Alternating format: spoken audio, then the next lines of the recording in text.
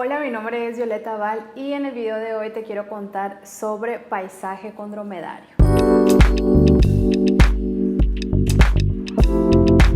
¿Qué onda, amiguitos, amiguitas de la vida del internet? En este video quiero contarles sobre un libro BBB, o sea, bonito, bueno,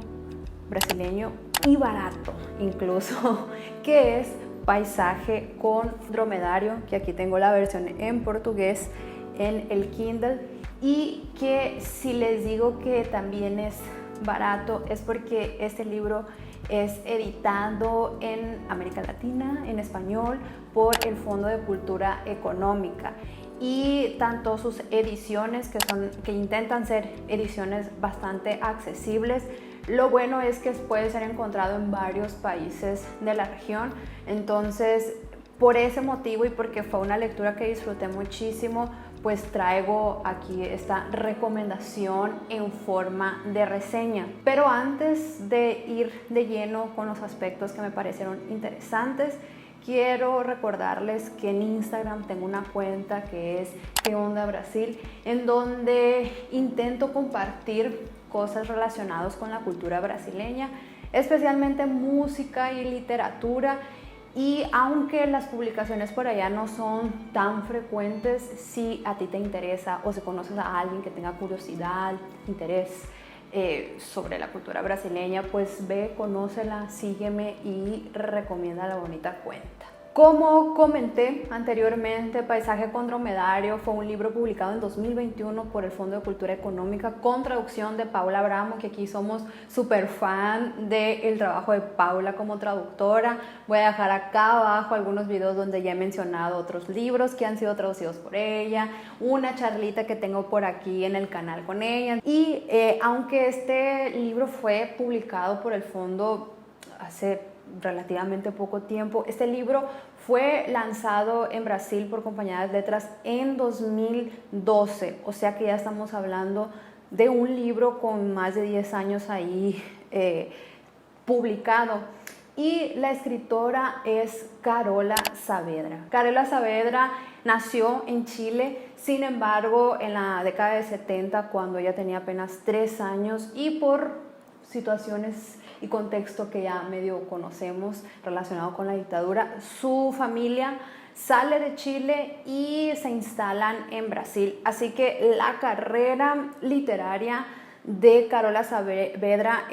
ha sido una producción en portugués, sin embargo, con algunas cuestiones y sobre todo en sus trabajos más recientes vinculada a su origen. Anteriormente ya había leído un libro de Carola Saavedra que es Con armas sonolentas, que de hecho fue uno de mis libros favoritos del 2022 y que pueden ir a ver un poco sobre lo que mencioné sobre ese libro en el video de las mejores lecturas. Y a partir de esa experiencia que tuve con el trabajo de esta autora, fue algo que me entusiasmó para seguir conociendo más su obra, y estuve investigando, vi que Paisaje con dromedario tenía una edición en español y dije, bueno, quiero seguir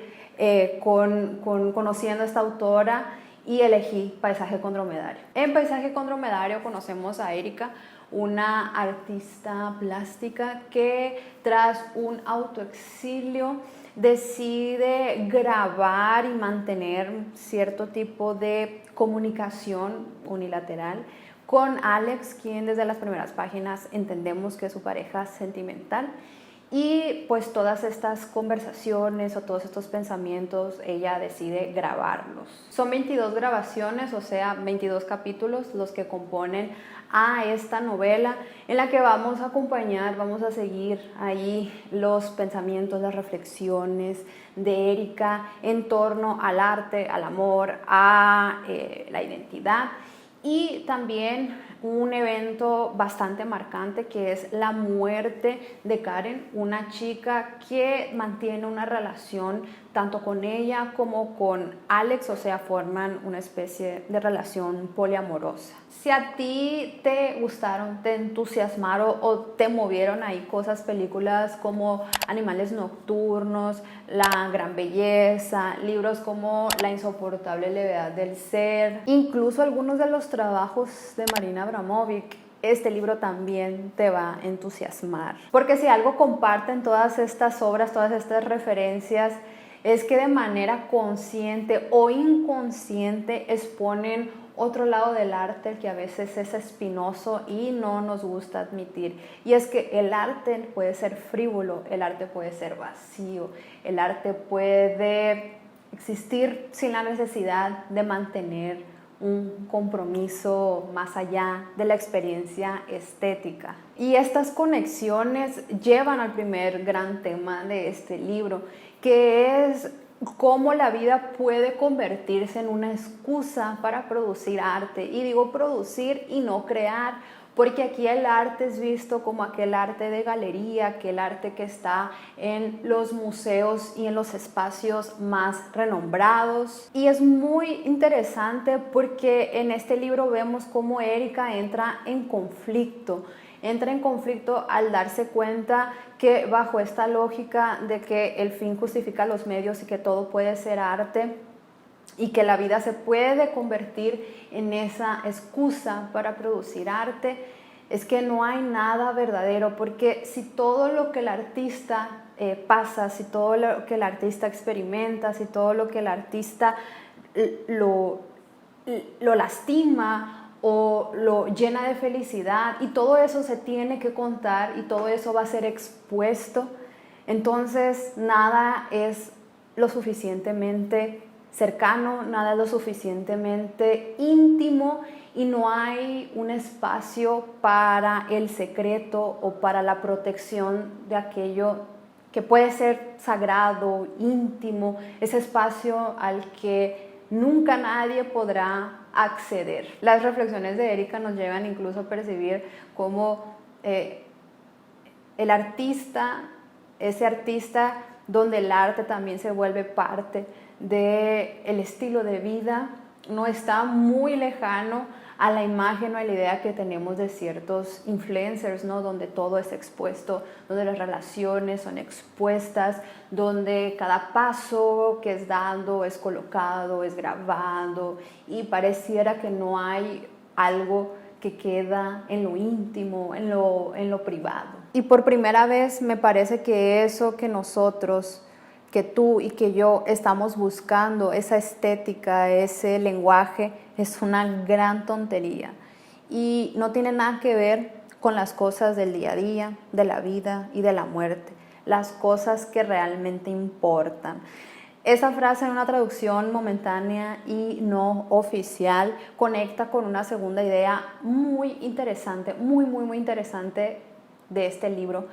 que es también el conflicto entre lo que sería una vida simple y una vida extraordinaria, o sea, una vida de lo cotidiano, de la rutina, y una vida de los grandes sucesos, ¿no? Y de esa vida ajetreada y de esa vida de grandes historias para vivir y para contar. Y fue en medio de esta gran reflexión que yo entré o conecté demasiado con este libro, en el sentido que si ahora veo muchos aspectos de mi vida y cosas en los que he cambiado de maneras drásticas, creo que la concepción de vida que me gustaría tener ha cambiado muchísimo. Si recuerdo la Violeta de hace 5, 6, 10 años, es muy diferente a la visión que hoy tengo del futuro, no solo del presente, pero sobre todo del futuro y del tipo de vida que me gustaría tener. Y es aquí cuando uno como lector se pregunta,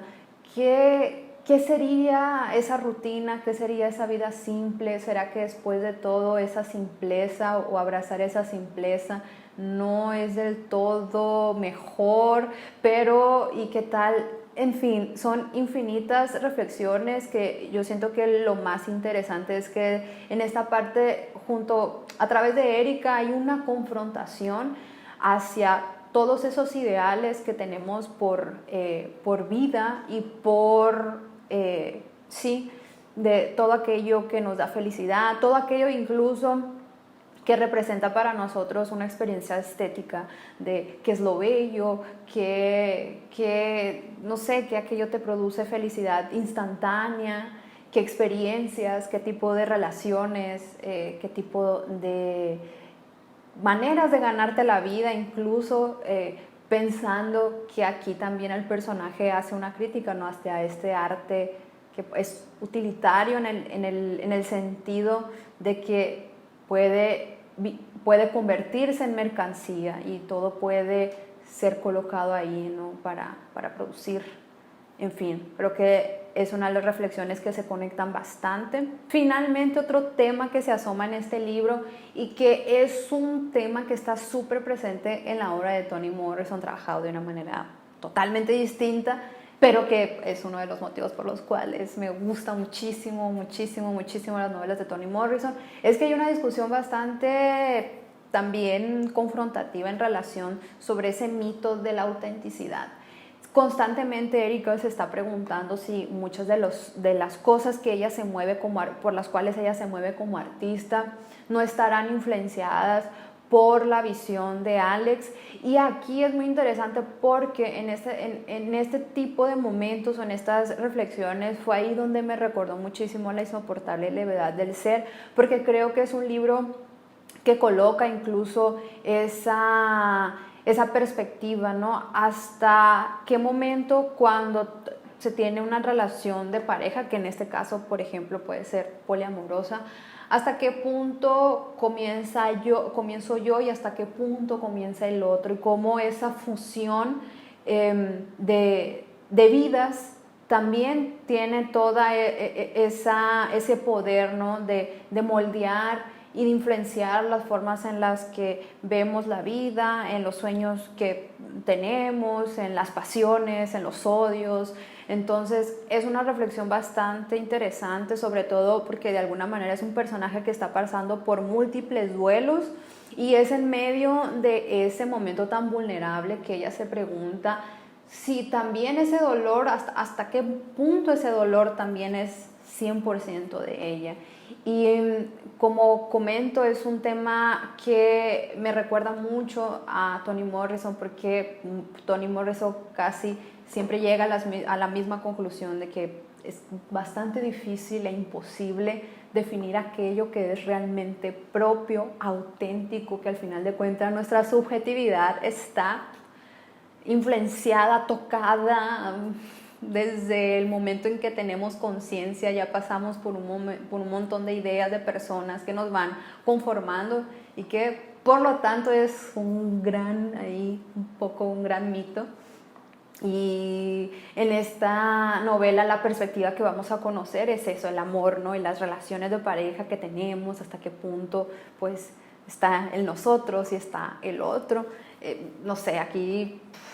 miren, aquí de lleno para pensar y para conectarla, yo creo que con otras obras además de La insoportable levedad del ser. Y tengo que decir algo bastante importante que tiene que ver con varias cuestiones, y es que al inicio fue un libro que me asustó por su frivolidad. Yo ya había leído a Carola Saavedra con Almas sonolentas y creo que hay algunas cuestiones que ella también trabaja en ese libro, sobre todo aquellas relacionadas con la identidad y con las relaciones amorosas, en fin. Sin embargo, fue un libro que de alguna manera lo sentí cálido no sé, y por otro lado, Paisaje con Dromedario al inicio me pareció un libro bastante frívolo, con un personaje bastante etéreo y preocupada por las grandes cuestiones del arte, y mira que cómo es triste sufrir cuando estoy aquí en los mejores, no sé, galerías de arte, en fin, me sorprendió y me asustó bastante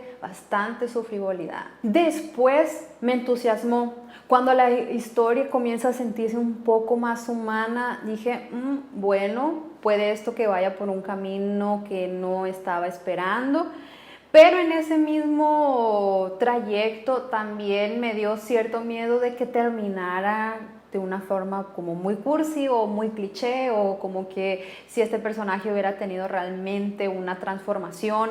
y por un lado que si me estaba quejando de la frivolidad, si hubiera terminado también, no sé, viendo que el arte es diferente, en fin, también me hubiera decepcionado con la facilidad de transformación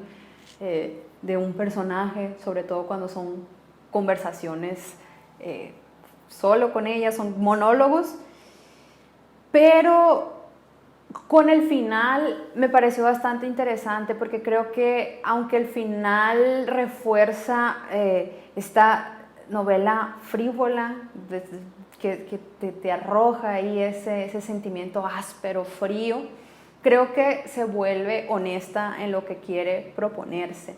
Bastante interesante y hasta cierto punto uno cuando espera un cambio en este personaje principalmente, vemos que tal vez fuimos engañados y que todo eso también fue producto de ese deseo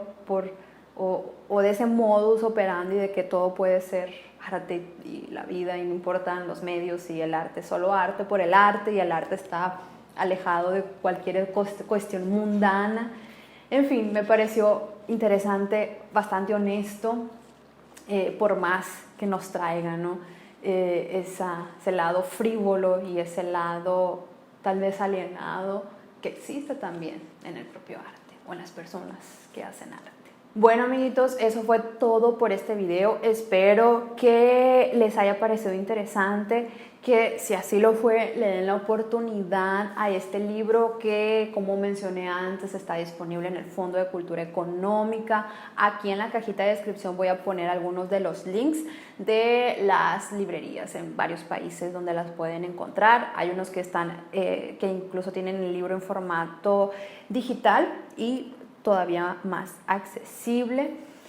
Y bueno, espero como de nuevo que les haya parecido interesante. Vayan y sigan ahí Qué Onda Brasil, y si quieren alguna otra reseña, ya saben, aquí en los comentarios. También si tienen alguna recomendación, siempre es bienvenida. Muchísimas gracias por ver este video y nos seguiremos viendo en los próximos. Además.